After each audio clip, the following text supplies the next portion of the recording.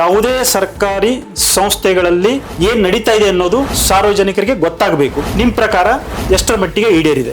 70% ಮಾಹಿತಿ ಅಥವಾ ಸೂಕ್ತ ಹಿಂಬರಹ ಅರ್ಜಿದಾರರಿಗೆ ಲಭ್ಯ ಆಗ್ತಾ ಇದೆ. ತುರ್ತು ಕಾರ್ಯ ಮೊದಲು ಇದಾಗಬೇಕು ಅಂತ ಮಾಡಿದ್ದು ಯಾವುದು? ಒಂಥರ ಆಯೋಗ ನಿಂತ ನೀರಿನ ಥರ ಇತ್ತು. ಆ ಅರ್ಜಿಗಳ ವಿಲೇವಾರಿಗೆ ವೇಗ ಕೊಡಬೇಕು. RTI ಅರ್ಜಿಗಳು ಫೈಲಪ್ ತುಂಬ ಆಗಿತ್ತು. ಇದು ಮಾಹಿತಿ ಹಕ್ಕಲ್ಲಿ ಅಂದರೆ ಮಾಹಿತಿ ಕೇಳೋದಕ್ಕೆ ಒಂದು ಟೈಮ್ ಮೆಡಿಸಿನ್ ಇದ್ದಂಗೆ ಎಕ್ಸ್ಪೈರಿ ಡೇಟ್. ಈ ಅಧಿಕಾರಿಗಳ ಸ್ಪಂದನೆ ನಿಮ್ಮ ಒಂದು ಈ ಕನ್ವರ್ಸೇಷನ್ ನೋಡಿದರೆ ಈಗಲೂ ಕೂಡ ತುಂಬ ಕಮ್ಮಿನೇ. ಮೊದಲನೇ ಪ್ರಶ್ನೆ, ಅಧಿಕಾರಿಗಳೇ ಮಾಹಿತಿ ಯಾಕೆ ಕೊಡಲ್ಲ? ನೀವು ಅಧಿಕಾರಿಗಳು ಏನಾಗಿರುತ್ತೆ, ಅಧಿಕಾರಿಗಳಿಗೆ ಟ್ರೈನಿಂಗ್ ಬರುತ್ತೆ, ಮಾಹಿತಿ ಯಾಕೆ ಕೊಡಬೇಕು? ಯಾವುದೇ ಸರ್ಕಾರಿ ಸಂಸ್ಥೆಗಳಲ್ಲಿ ಏನು ನಡೀತಾ ಇದೆ ಅನ್ನೋದು ಸಾರ್ವಜನಿಕರಿಗೆ ಗೊತ್ತಾಗಬೇಕು. ಪ್ರಿಯ ವೀಕ್ಷಕರೇ, ನಮಸ್ಕಾರ. ಈ ವಿಶೇಷ ಸಂಚಿಕೆಗೆ ತಮಗೆಲ್ಲ ಸ್ವಾಗತ. ನಿಮಗೆಲ್ಲ ಗೊತ್ತಿದೆ, RTI ಮಾಹಿತಿ ಹಕ್ಕು ಕಾಯ್ದೆ, ರೈಟ್ ಟು ಇನ್ಫಾರ್ಮೇಷನ್ ಆ್ಯಕ್ಟ್ ಜಾರಿಯಾಗಿ ಇದೇ ಅಕ್ಟೋಬರ್ 12ಕ್ಕೆ 20 ವರ್ಷಗಳು ಅಂದರೆ 2 ದಶಕಗಳು ತುಂಬಲಿವೆ. ಈ ಹಿನ್ನೆಲೆಯಲ್ಲಿ ಈ ಕಾಯ್ದೆ ಎಷ್ಟರ ಮಟ್ಟಿಗೆ ಅದರ ಉದ್ದೇಶ ಈಡೇರಿದೆ ಅನ್ನುವ ಅವಲೋಕನವನ್ನು ಇವತ್ತಿನ ಕಾರ್ಯಕ್ರಮದಲ್ಲಿ ನಾವು ಮಾಡಲಿದ್ದೇವೆ. ಇವತ್ತಿನ ಈ ವಿಶೇಷ ಕಾರ್ಯಕ್ರಮಕ್ಕೆ ನಮ್ಮ ಜೊತೆ ಇಬ್ಬರು ಅತಿಥಿಗಳಿದ್ದಾರೆ. ಅದರಲ್ಲಿ ಒಬ್ಬರು ರುದ್ರಣ್ಣ ಹರ್ತಿಕೋಟೆಯವರು, ಅವರು ರಾಜ್ಯ ಮಾಹಿತಿ ಆಯೋಗದ ಆಯುಕ್ತರು. ಇನ್ನೊಬ್ಬರು S ರಾಜಶೇಖರ್ ಅವರು ಕೂಡ ರಾಜ್ಯ ಮಾಹಿತಿ ಆಯುಕ್ತರು. ಈ ಇಬ್ಬರು ಮಹನೀಯರು ಈ ಹಿಂದೆ ಒಬ್ಬ ಜನಸಾಮಾನ್ಯರಾಗಿ, ಪತ್ರಕರ್ತರಾಗಿ ಸಮಾಜದ ಕೆಡಕುಗಳ ಬಗ್ಗೆ, ಸರ್ಕಾರದ ವೈಫಲ್ಯಗಳ ಬಗ್ಗೆ ಹಲವಾರು ವರದಿಗಳನ್ನು ಮಾಡಿ ಸಾರ್ವಜನಿಕಗೊಳಿಸುವಲ್ಲಿ ಯಶಸ್ವಿಯಾಗಿದ್ದಾರೆ. ಈಗ ಅವರೇ ಮಾಹಿತಿ ಆಯುಕ್ತರಾಗಿ ಕಾರ್ಯನಿರ್ವಹಿಸುತ್ತಿದ್ದಾರೆ. ಈ ಹಿನ್ನೆಲೆಯಲ್ಲಿ ಈ 20 ವರ್ಷಗಳ ಸುದೀರ್ಘ ಅವಧಿಯಲ್ಲಿ RTI ಕಾಯ್ದೆ ಎಷ್ಟರ ಮಟ್ಟಿಗೆ ಯಶಸ್ವಿಯಾಗಿದೆ, ಅದರ ವೈಫಲ್ಯಗಳು ಏನು ಅನ್ನುವುದನ್ನು ಇವತ್ತಿನ ಕಾರ್ಯಕ್ರಮದಲ್ಲಿ ನಾವು ಚರ್ಚೆ ಮಾಡಲಿದ್ದೇವೆ. ಇಬ್ಬರು ಗಣ್ಯರಿಗೆ ಕಾರ್ಯಕ್ರಮಕ್ಕೆ ಸ್ವಾಗತ. ನಮಸ್ಕಾರ. ಮೊದಲು ನಾನು ರುದ್ರಣ್ಣ ಹರ್ತಿಕೋಟೆಯವರಿಗೆ ಒಂದು ಪ್ರಶ್ನೆ ಕೇಳ್ತೀನಿ. ಸರ್, ಈ 20 ವರ್ಷಗಳ ಅನ್ನೋದು ಒಂದು ದೊಡ್ಡ ಅವಧಿ. ಸೊ ಈ ಕಾಯ್ದೆಯ ಪ್ರಮುಖ ಉದ್ದೇಶ ಆಡಳಿತದಲ್ಲಿ ಪಾರದರ್ಶಕತೆ ತರಬೇಕು, ಎಲ್ಲಕ್ಕಿಂತ ಹೆಚ್ಚಾಗಿ ಭ್ರಷ್ಟಾಚಾರಕ್ಕೆ ಕಡಿವಾಣ ಹಾಕಬೇಕು. ಯಾವುದೇ ಸರ್ಕಾರಿ ಸಂಸ್ಥೆಗಳಲ್ಲಿ ಏನು ನಡೀತಾ ಇದೆ ಅನ್ನೋದು ಸಾರ್ವಜನಿಕರಿಗೆ ಗೊತ್ತಾಗಬೇಕು. ಯಾಕಂತಂದರೆ ಸಾರ್ವಜನಿಕರ ತೆರಿಗೆ ಹಣದಿಂದನೇ ಎಲ್ಲ ಸರ್ಕಾರಗಳು, ಸಂಘ ಸಂಸ್ಥೆಗಳು ನಡೆಯೋದು.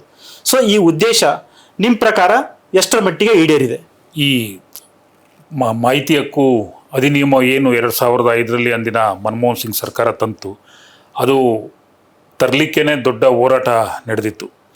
ರಾಜಸ್ಥಾನದ ದೇವದುಂಗ್ರಿ ಅನ್ನಂಥ ಹಳ್ಳಿನಲ್ಲಿ ನಿಖಿಲ್ ಡೇ ಮತ್ತು ಅರುಣ್ ರಾಯ್ ಅನ್ನಂಥ ಇವರು ಒಂದು ಕಿಸಾನ್ ಶಕ್ತಿ ಸಂಘಟನೆಯನ್ನು ರೂಪಿಸ್ಕೊಂಡು ಅದ್ರ ಮೂಲಕ ಹೋರಾಟ ಮಾಡಿ ಕಾಯ್ದೆ ತಂದರು. ಯಾಕೆ ಅಂತಂದರೆ ಬೇರೆ ಬೇರೆ ದೇಶಗಳಲ್ಲಿ ಕಾಯ್ದೆ ಜಾರಿಯಲ್ಲಿತ್ತು, ಬೇರೆ ಬೇರೆ ರೂಪದಲ್ಲಿತ್ತು.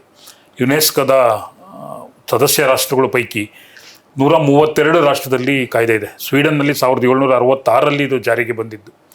ಹಾಗೆ ಸಾರ್ವಜನಿಕರಿಗೆ ಕಾಯ್ದೆ ಮೂಲಕ ಜನಸಾಮಾನ್ಯ ಏನು ಲಭ್ಯ ಆಗಬೇಕು, ಸರ್ಕಾರದ ನಡೆಯುವಂಥ ಮಾಹಿತಿಗಳು ಮತ್ತು ಅವ್ರಿಗೆ ವೈಯಕ್ತಿಕವಾಗಿ ಅವರ ಸಮಸ್ಯೆಗೆ ಸಂಬಂಧಪಟ್ಟಂಥ ಮಾಹಿತಿ, ಸರ್ಕಾರದಿಂದ ಸಿಗಬೇಕಾದಂಥ ಮಾಹಿತಿಗಳು ಏನು ಸಿಗಬೇಕು ಅನ್ನೋ ಕಾರಣಕ್ಕೋಸ್ಕರ ಆ ಹೋರಾಟ ನಡೆದು ಕೊನೆಗೆ ಮನಮೋಹನ್ ಸಿಂಗ್ ಸರ್ಕಾರ 2005 ಅಕ್ಟೋಬರ್ 12ನೇ ತಾರೀಕು ಈ ಕಾಯ್ದೆಯನ್ನು ರಾಷ್ಟ್ರದಲ್ಲಿ ಜಾರಿಗೆ ಕೊಡ್ತು. ಇದು 4 ಪ್ರಮುಖ ಉದ್ದೇಶಗಳನ್ನು ಈ ಕಾಯ್ದೆ ತರೋಕ್ಕೆ ಇದೆ. ಒಂದು, ನಾಗರಿಕರನ್ನ ಸಬಲೀಕರಣ ಮಾಡಬೇಕು ಅನ್ನೋಂಥದ್ದೊಂದಾದರೆ, ಸರ್ಕಾರದ ಆಡಳಿತದಲ್ಲಿ ಪಾರದರ್ಶಕತೆಯನ್ನು ತರಬೇಕು, ಮತ್ತು ಸರ್ಕಾರಿ ನೌಕರರಿಗೆ ಒಂದು ಉತ್ತರದಾಯಿತ್ವವನ್ನು ನಿಗದಿ ಮಾಡಬೇಕು, ಭ್ರಷ್ಟಾಚಾರಕ್ಕೆ ಕಡಿವಾಣ ಹಾಕಬೇಕು. ಆ ಮೂಲಕ ಪ್ರಜಾಪ್ರಭುತ್ವ ನಿಜವಾದ ಅರ್ಥದಲ್ಲಿ ಯಶಸ್ವಿ ಆಗಬೇಕು ಅನ್ನೋ ಉದ್ದೇಶದಿಂದ ಈ ಕಾಯ್ದೆಯನ್ನು ತಂದಿದ್ದು. ಕಾಯ್ದೆ ಬಂದ ಮೇಲೆ ಕೇಂದ್ರದಲ್ಲಿ ಕೇಂದ್ರ ಮಾಹಿತಿ ಆಯೋಗ ಇದ್ದರೆ, ಎಲ್ಲ ರಾಜ್ಯಗಳಲ್ಲೂ ರಾಜ್ಯ ಮಾಹಿತಿ ಆಯೋಗಗಳು, ಅಲ್ಲಿ ಮಾಹಿತಿ ಆಯುಕ್ತರಿದ್ದಾರೆ. ಕರ್ನಾಟಕದಲ್ಲೂ ಕೂಡ ಕರ್ನಾಟಕ ಮಾಹಿತಿ ಆಯೋಗ ಕೆಲಸ ಮಾಡ್ತಿದೆ. ಇದರ ಕೇಂದ್ರ ಕಚೇರಿ ಬೆಂಗಳೂರಲ್ಲಿದೆ. 2 ಪೀಠಗಳಿದೆ, ಒಂದು ಬೆಳಗಾವಿನಲ್ಲಿದ್ದರೆ ಇನ್ನೊಂದು ಕಲಬುರಗಿನಲ್ಲಿದೆ.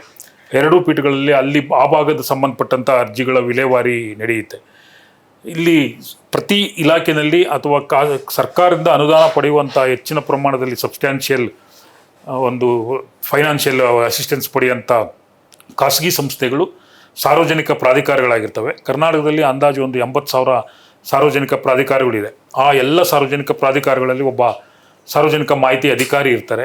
ಅವರು ಅರ್ಜಿದಾರ ಅಲ್ಲಿ ಮಾಹಿತಿಗೆ ಅರ್ಜಿಯನ್ನು ಸಲ್ಲಿಸಿದ್ರೆ ಕೇವಲ 10 ರೂಪಾಯಿಗೆ ಅರ್ಜಿಯನ್ನು ಸಲ್ಲಿಸುವಂಥದ್ದು. ಅರ್ಜಿಯನ್ನು ಸಲ್ಲಿಸಿದ್ರೆ ಅವರು 30 ದಿನದೊಳಗಡೆ ಮಾಹಿತಿಯನ್ನು ಕೊಡಬೇಕು. ನಾವು ಏನು ಆಯುಕ್ತರಾಗಿ ಬಂದ್ವಿ ಕಳೆದ ಫೆಬ್ರವರಿನಲ್ಲಿ, ಆಮೇಲೆ ನಾವು ಕೋರ್ಟ್ ಪ್ರೊಸೀಡಿಂಗ್ಸ್ನ ಮಾರ್ಚಿಂದ ಮಾಡಲಿಕ್ಕೆ ಶುರು ಮಾಡಿದ್ವಿ. ನಾವು ನೋಡ್ದಂಗೆ ಈಗ ಒಂದು 70-80% ಮಾಹಿತಿ ಅಥವಾ ಸೂಕ್ತ ಹಿಂಬರಹ ಅರ್ಜಿದಾರರಿಗೆ ಲಭ್ಯ ಆಗ್ತಾ ಇದೆ. ಅಷ್ಟರ ಮಟ್ಟಿಗೆ ಅರ್ಜಿಗಳ ಸಂಖ್ಯೆ ತುಂಬ ಬರ್ತಿರೋದನ್ನ ನೀವು ನೋಡಿದ್ರೇನೆ ಎಷ್ಟರ ಮಟ್ಟಿಗೆ ಅದರದ್ದು ಅವೇರ್ನೆಸ್ ಇದೆ ಜನರಲ್ಲಿ ಅನ್ನೋದು ಗೊತ್ತಾಗುತ್ತೆ. ಅಂದ್ರೆ ಆಮೇಲೆ ಭ್ರಷ್ಟಾಚಾರ ಸಂಪೂರ್ಣ ಕಡಿವಾಣ ಬಿದ್ದಿದೆ ಅಂತ ನಾನು ಹೇಳೋದಿಲ್ಲ, ಆದರೆ ಅದ್ರ ಬಗ್ಗೆ RTI ಕಾಯ್ದೆನಲ್ಲಿ ಆ ಬಗ್ಗೆ ಪ್ರಶ್ನೆ ಕೇಳ್ತಾರೆ ಅನ್ನೋಂಥ ಭಯ ಅಂತೂ ನೌಕರರಲ್ಲಿ ಇದೆ. ರಾಜಶೇಖರ್ ಅವರೇ, ನೀವೇ ಇದೇ ಪ್ರಶ್ನೆಗೆ ನಿಮ್ಮ ಉತ್ತರ ಏನಾಗಿರುತ್ತೆ? 20 ವರ್ಷ ಯಾವುದೇ ಒಂದು ಆಕ್ಟ್ ತಗೊಂಡ್ರೆ 20 ವರ್ಷ considerable period to analyse and see effectiveness ಆಗಿದೆಯಾ ಇಲ್ವಾ ಅಂತ ಹೇಳೋದಕ್ಕೆ. ಇದು ಸಾಕಷ್ಟು ಮಟ್ಟಿಗೆ ಎಫೆಕ್ಟಿವ್ ಆಗಿದೆ. ಒಂದು ಜನರಿಗೆ ಎಂಪವರ್ಮೆಂಟ್ ಆಗಿದೆ, ಟ್ರಾನ್ಸ್ಪರೆನ್ಸಿ ಬಂದಿದೆ, ಅಡ್ಮಿನಿಸ್ಟ್ರೇಷನ್ ಸಾಕಷ್ಟು ಟ್ರಾನ್ಸ್ಪರೆನ್ಸಿ ಬಂದಿದೆ, ಅಕೌಂಟಬಿಲಿಟಿ ಬಂದಿದೆ. ಸ್ವಲ್ಪ ಕರಪ್ಷನ್, ಬೇಸಿಕ್ ಕರಪ್ಷನ್ ಏನು ವೀಡ್ ಔಟ್ ಮಾಡಬೇಕು, 3 ಬಂದಾಗ ಕರಪ್ಷನ್ ಕಡಿಮೆ ಆಗುತ್ತೆ. ಹೌದು. ಸೊ ರುದ್ರಣ್ಣವ್ರು ಹೇಳಿದಂಗೆ ಕರಪ್ಷನ್ ಕಂಪ್ಲೀಟಾಗಿ ಎರಡಿಕೇಟ್ ಮಾಡೋಕ್ಕಾಗಿಲ್ಲ, ಅದು ಮಾಡೋಕ್ಕಾಗೋದಿಲ್ಲ. ಬಟ್ ಕರಪಾಗಿದೆ ಕರಪ್ಷನ್, ತುಂಬ ಮಟ್ಟಿಗೆ ಭ್ರಷ್ಟಾಚಾರ ಕಡಿವಾಣ ಆಗಿದೆ. ಬಟ್ ಆದರೂ ಸಹ ಅದರ ಬಳಕೆ ಹೆಂಗಿದೆಯೋ, ಸದ್ಬಳಕೆ ಹೆಂಗಿದೆಯೋ, ದುರ್ಬಳಕೆ ಕೂಡ ಅದೇ ರೀತಿ ನಡೀತಾ ಇದೆ. ಸೊ ದುರ್ಬಳಕೆ ಯಾಕೆ ಆಗ್ತಾ ಇದೆ ಅಂದರೆ ಮಾಹಿತಿ ಕೊಡದೇ ಇದ್ದಾಗ ದುರ್ಬಳಕೆ ಆಗ್ತದೆ. ಮಾಹಿತಿ ಕೊಟ್ಟಿಲ್ಲ ಅಂದರೆ ಅದಕ್ಕೇನು ಕಾರಣಗಳಿರ್ತದೆ. ಅಧಿಕಾರಿ ಶಾಹಿಗಳು ಅದಕ್ಕೆ ಅಷ್ಟೊಂದು ಮಹತ್ವ ಕೊಟ್ಟಿಲ್ಲ. 20 ವರ್ಷಗಳಲ್ಲಿ 2 ಕೆಲಸ ಮಾಡಬೇಕಿತ್ತು ಅವರು ಅಧಿಕಾರಿಗಳು. ಮೊದಲ 6 ತಿಂಗಳಲ್ಲೇ ಮಾಡಬೇಕಾಗಿರುವಂಥ ಕೆಲಸ ನಮ್ಮಲ್ಲಿ ಸೆಕ್ಷನ್ 41AB ಅಂತಿದೆ. ಎ ಅಂದರೆ ಇಂಡೆಕ್ಸಿಂಗ್, ಕ್ಯಾಟಲಾಗಿಂಗ್ ಫೈಲ್ಸ್, ಇಂಪಾರ್ಟೆಂಟ್ ಫೈಲ್ಸ್ ಏನಿದೆ ಅದೆಲ್ಲ ಇಂಡೆಕ್ಸಿಂಗ್, ಕ್ಯಾಟಲಾಗಿಂಗ್, ನಂಬರಿಂಗ್ ಮಾಡಿ ಆನ್ಲೈನಲ್ಲಿ ಅಪ್ಲೋಡ್ ಮಾಡಬೇಕು ಅಂತ. ಇದು ಉದ್ದೇಶ ಇಷ್ಟೇ, ಸಾರ್ವಜನಿಕರಿಗೆ ಯಾವ ಕೆಲಸ ಯಾವ ರೀತಿ ಆಗ್ತದೆ, ಏನೇನು ಡಿಸಿಷನ್ ತಗೊಂಡಿದ್ದಾರೆ ಅಂತ ಗೊತ್ತಾಗಬೇಕು. ಸೆಕ್ಷನ್ 41B ಈ ಡೆಸಿಗ್ನೇಷನ್ ಆಫೀಸರ್ಸ್ ಯಾರ್ಯಾರಿದ್ದಾರೆ, ಅವ್ರ ಡೆಸಿಗ್ನೇಷನ್ ಏನು, ಅವ್ರ ಕೆಲಸ ಏನು, ಡಿಸಿಷನ್ ಮೇಕಿಂಗ್ ಪ್ರೋಸೆಸ್ ಹೆಂಗಿರುತ್ತೆ, ಇದನ್ನ ಅವರು ಕಚೇರಿಯಲ್ಲೂ ಫಲಕ ಹಾಕಬೇಕು. 17 ಅಂಶಗಳೇನು ಮಾಡಿದ್ದಾರೆ ಆನ್ಲೈನಲ್ಲಿ ಕೂಡ ಕಂಪ್ಯೂಟರೈಸ್ ಮಾಡಿ ಆದಷ್ಟು ಅಪ್ಲೋಡ್ ಮಾಡಬೇಕು ಅಂತಿದೆ. 20 ವರ್ಷಗಳಲ್ಲಿ ಇದುವರೆಗೂ ಸುಮಾರು 70-80% ಆಫೀಸ್ಗಳು, ಕಚೇರಿಗಳಲ್ಲಿ ಆಗಿಲ್ಲ ಕೆಲಸ. ಇದು ಆಗಿದ್ರೆ ಒಂದು 50-60% ಎಫೆಕ್ಟಿವ್ನೆಸ್ ಜಾಸ್ತಿ ಆಗ್ತಾ ಇದೆ. ಇದು ಆಗದೆ ಇರೋ ಕಾರಣದಿಂದ ಇವತ್ತು ಅರ್ಜಿಗಳ, ರುದ್ರಣ್ಣವ್ರು ಹೇಳಿದ್ರು 40,000 ಅರ್ಜಿಗಳು ಪೆಂಡಿಂಗ್ ಇದೆ, 41,000. ಅದಕ್ಕೆ ಕಾರಣ ಇಷ್ಟೇ, 41AB ಮಾಡಿಲ್ಲ. ಮಾಡಿಬಿಟ್ಟಿದ್ರೆ ಮುಗಿದ್ರು. ಅಧಿಕಾರಿಗಳ ಅಪತಿ, ಬ್ಯೂರೋಕ್ರಾಟಿಕ್ ಅಪತಿ ಮತ್ತು ಅನ್ವಿಲ್ಲಿಂಗ್ನೆಸ್ ಟು ಲರ್ನ್. ಅವರು ಕಲಿಕೆ ಉದ್ದೇಶನೇ ಇಲ್ಲ ಅವ್ರಿಗೆ. ಕಲಿಯೋದು ಇದು ಸಿಂಪಲ್ ಆಗ್ತಿದೆ. RTI ಆಕ್ಟ್ ಯಾರು ಬೇಕಾದ್ರೂ ಒಂದು 10-20 ಪುಟ ಇದೆ, ಯಾರು ಬೇಕಾದ್ರೂ ತಕ್ಷಣ ಓದಿ ತಿಳ್ಕೊಳ್ಳೋಂಥ ಆಕ್ಟ್. ತುಂಬಾ ಸರಳವಾಗಿ ಮಾಡಿದ್ದಾರೆ, ಆದರೆ ಅಧಿಕಾರಿಗಳು ತಿಳ್ಕೊಳಕ್ ಹೋಗಿಲ್ಲ. ಸೊ ಹಿಂಗಾಗಿ ಅಧಿಕಾರಿಗಳ ನಿರಾಸಕ್ತಿಯಿಂದ ಇದು ಎಫೆಕ್ಟಿವ್ನೆಸ್ ಕಡಿಮೆ ಆಗಿದೆ. ಅದೇ ರೀತಿ ದುರ್ಬಳಕೆನೂ ಆಗ್ತಾ ಇದೆ. ಆ ದುರ್ಬಳಕೆ ಯಾಕಾಗ್ತಿದೆ, ಅಧಿಕಾರಿಗಳ ನಿರಾಸಕ್ತಿ ಮಾಹಿತಿ ಕೊಡೋದಕ್ಕೆ, ಅದರಿಂದ ಆಗ್ತದೆ. ಸರ್, ನೀವು ಇಬ್ಬರೂ ಕೂಡ ಪತ್ರಕರ್ತರಾಗಿ ಸುದೀರ್ಘ ಅವಧಿಯಲ್ಲಿ ಬೇರೆ ಬೇರೆ ನ್ಯೂಸ್ ಪತ್ರಿಕೆಗಳಲ್ಲಿ ಕೆಲಸವನ್ನು ಮಾಡಿದ್ದೀರಾ. ಅವಾಗಲೂ ಕೂಡ ನೀವು ಕೂಡ ಅನೇಕ RTI ಅರ್ಜಿಗಳನ್ನು ಹಾಕಿರ್ತೀರಾ. ಸೊ ಈಗ ಸ್ವತಃ ನೀವೇ ಆಯುಕ್ತರಾಗಿದ್ದೀರಿ. ಸೊ ಆವಾಗ ನಿಮಗೆ ಕೆಲವೊಂದಿಷ್ಟು ಮಾಹಿತಿ ಸಿಕ್ಕಿರ್ಬೋದು, ಕೆಲವೊಂದು ಮಾಹಿತಿ ಸಿಕ್ಕಿರಲಿಕ್ಕಿಲ್ಲ. ಸೊ ಇವಾಗ ನೀವು ನೋಡಿದಾಗ ನಿಮಗೆ ಏನು ಅಂದರೆ, ಅಲ್ಲಿ ಹೋದಾಗ ನಿಮಗೆ ಏನು ಅನಿಸ್ತಂದ್ರೆ ಸದ್ಯಕ್ಕೆ ಏನೆಲ್ಲ ಬದಲಾವಣೆ ಮಾಡ್ಬೋದು ಅಂದರೆ, ನೀವೇ ಒಂದಿಷ್ಟು ಪ್ರಾಬ್ಲಮ್ಗಳನ್ನು ಫೇಸ್ ಮಾಡಿರ್ತೀರಿ ಅವಾಗ. ಸೊ ನೀವು ಆಯುಕ್ತರಾದ ತಕ್ಷಣ ಈ ತುರ್ತು ಕಾರ್ಯ ಮೊದಲು ಇದಾಗಬೇಕು ಅಂತ ಮಾಡಿದ್ದು ಯಾವುದು? ಅಂದರೆ ನಾವು ಫಸ್ಟ್ ಯೋಚನೆ ಮಾಡಿದ್ದು, ಏನು ಅರ್ಜಿಗಳು ವಿಲೇವಾರಿನಲ್ಲಿ ನಿಧಾನಗತಿ ಇದೆ, ಕೆಲವು ಕಡೆ ಕಾರ್ಯಾಗಾರಗಳನ್ನ ಮಾಡಬೇಕು ಅಂತ ನಾವು ಡಿಸೈಡ್ ಮಾಡಿದ್ವಿ. ಫಸ್ಟ್ ಎಲ್ಲ ಒಂದು ವೈಬ್ರೆಂಟ್, ಒಂಥರ ಆಯೋಗ ನಿಂತ ನೀರಿನ ಥರ ಇತ್ತು. ಅದಕ್ಕೊಂದು ವೈಬ್ರೆಂಟ್ ಇದನ್ನು ಕೊಡಬೇಕು, ಒಂದು ಚಲನಶೀಲತೆಯನ್ನು ಕೊಡಬೇಕು, ಜನರಿಗೆ ಆಯೋಗ ಏನು ಕೆಲಸ ಮಾಡ್ತಿದೆ ಅಂತೇಳಿ ತಿಳಿಸ್ಬೇಕು ಅನ್ನೋಂಥದ್ದು. ಆ ಕಾರ್ಯಕ್ಕೋಸ್ಕರ ನಾವು ಜಿಲ್ಲೆಗಳಲ್ಲಿ ಫಸ್ಟು PIOಗಳಿಗೆ, ಏನು ಸಾರ್ವಜನಿಕ ಮಾಹಿತಿ ಅಧಿಕಾರಿಗಳಿದ್ದಾರೆ, ಅವರಿಗೆ ಒಂದು ತರಬೇತಿಯನ್ನು ಕೊಡಬೇಕು ಈ ಕಾಯ್ದೆ ಬಗ್ಗೆ ಅಂತೇಳಿ. ಯಾಕೆ ಅಂತಂದರೆ ನಮ್ಮ ಆಯೋಗ ಆರಂಭದ ದಿನಗಳಲ್ಲಿ ಆ ಥರದ ತರಬೇತಿ ಕಾರ್ಯಾಗಾರಗಳಾಗಿದೆ. ಆ ನಂತರ ಆಗಿಲ್ಲ. ಆ ನಂತರ PIOಗಳು ಬದಲಾಗಿದ್ದಾರೆ, ಕೆಲವರು ನಿವೃತ್ತರಾಗಿದ್ದಾರೆ, ಟ್ರಾನ್ಸ್ಫರ್ಸ್ ಆಗಿದೆ, ಹೊಸಬ್ರು ಬಂದಿದ್ದಾರೆ, ಹೊಸಬ್ರಿಗೆ ಚಾರ್ಜಸ್ ಕೊಟ್ಟಿದ್ದಾರೆ, ಅವ್ರಿಗೆ ಅವೇರ್ನೆಸ್ ಇಲ್ಲ. ಆ ಅರ್ಜಿಗಳು ಕೆಲವು ಜಿಲ್ಲೆಗಳಲ್ಲಿ ತುಂಬ ಅರ್ಜಿಗಳು ಬಾಕಿ ಇದೆ.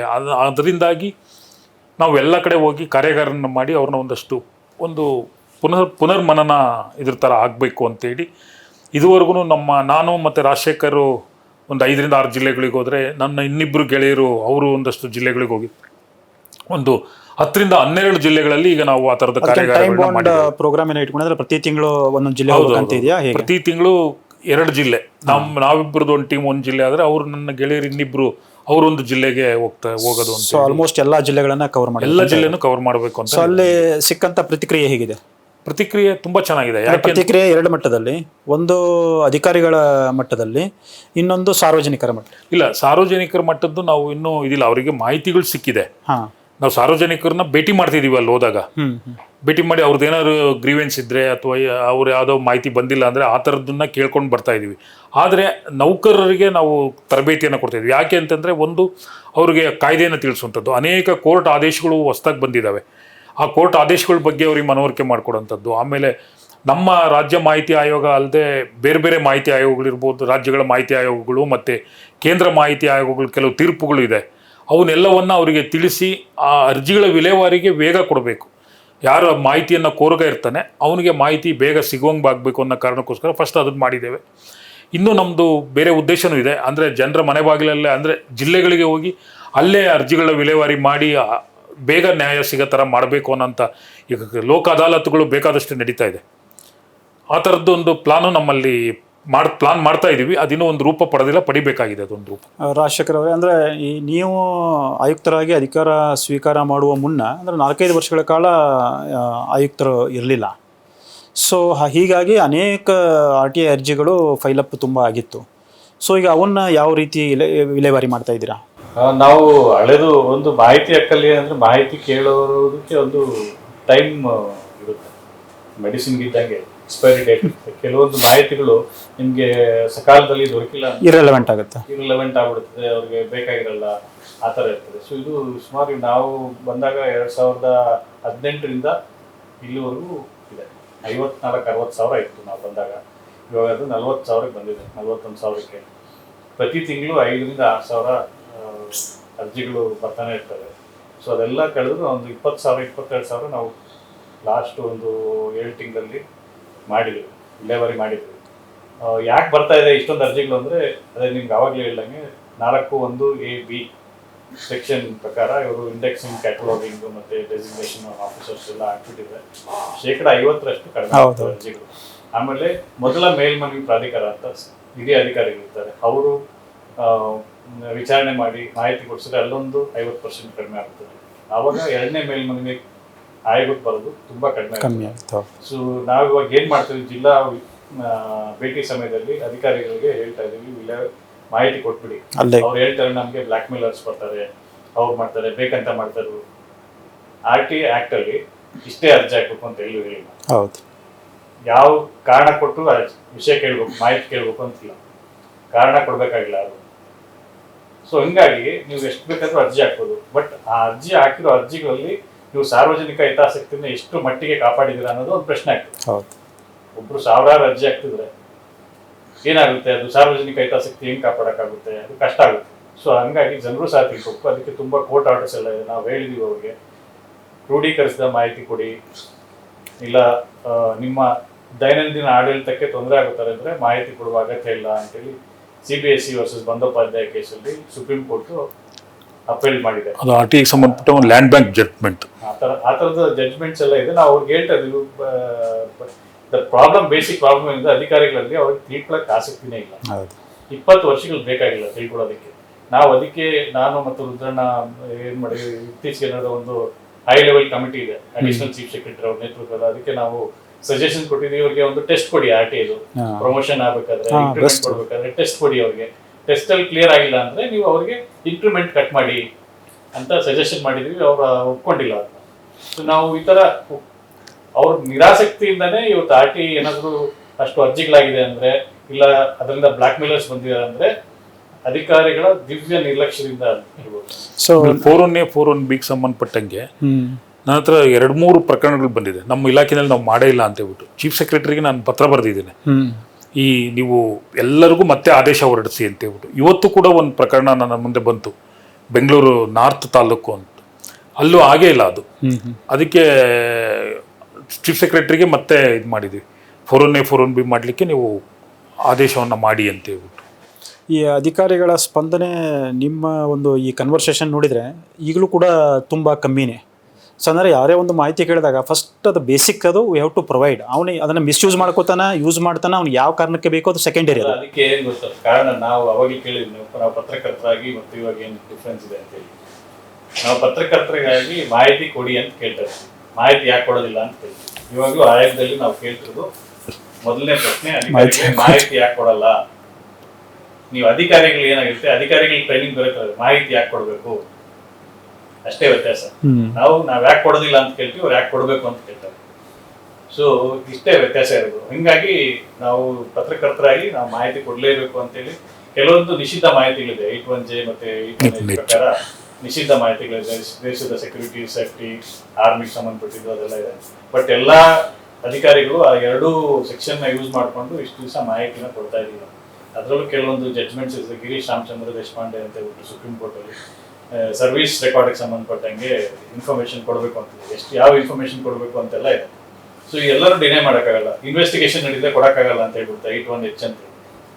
ನಾವು ಕೇಳೋದು, ಒಬ್ಬ retired forest service officer PCCF ಆಗಿದ್ದಂಥ ಅಧಿಕಾರಿ ನನ್ನ ಕೋರ್ಟ್ ಮುಂದೆ ಬಂದು ನಮಗೆ ಮಾಹಿತಿ ಕೊಡ್ತಾ ಇಲ್ಲ, ಡಿನೈ ಮಾಡಿದ್ದಾರೆ, ಇನ್ವೆಸ್ಟಿಗೇಷನ್ ನಡೀತಿದೆ ಅಂತ ಹೇಳೋದು.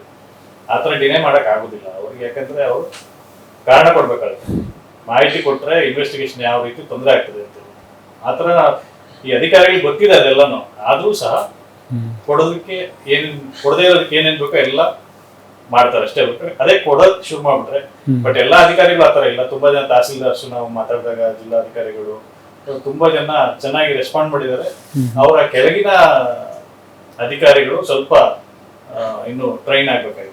ಇದಕ್ಕೆ ಇವ್ರದಕ್ಕೆ ಇನ್ನೊಂದಷ್ಟು ಅಡಿಷನಲ್ ಆ್ಯಡ್ ಮಾಡೋದಾದರೆ, ಇತ್ತೀಚೆಗೆ ಒಂದು ಇದನ್ನು ಶುರು ಮಾಡಿದ್ದಾರೆ, ಕಡತರಹ ಇರುವುದಿಲ್ಲ ಅಂತೇಳಿ. ಅಂದರೆ ಕಡತ ಇರಲೇಬೇಕದು. ಕಡತ ಇಲ್ಲ ರಹ ಇರುವುದಿಲ್ಲ ಅಂತಂದರೆ ಅದು FIR ಆಗಿರಬೇಕು. ಅವ್ನು ಯಾರು ಕಡತ ನಿರ್ವಹಣೆ ಮಾಡ್ತಿದ್ರು ಅವ್ರ ವಿರುದ್ಧ ನೋಟಿಸ್ ಕೊಟ್ಟು ಅವ್ರ ವಿರುದ್ಧ FIR ಮಾಡಿಸಿ ಮತ್ತು DC ಗೆ ಪತ್ರ ಬರೆದಿರಬೇಕು.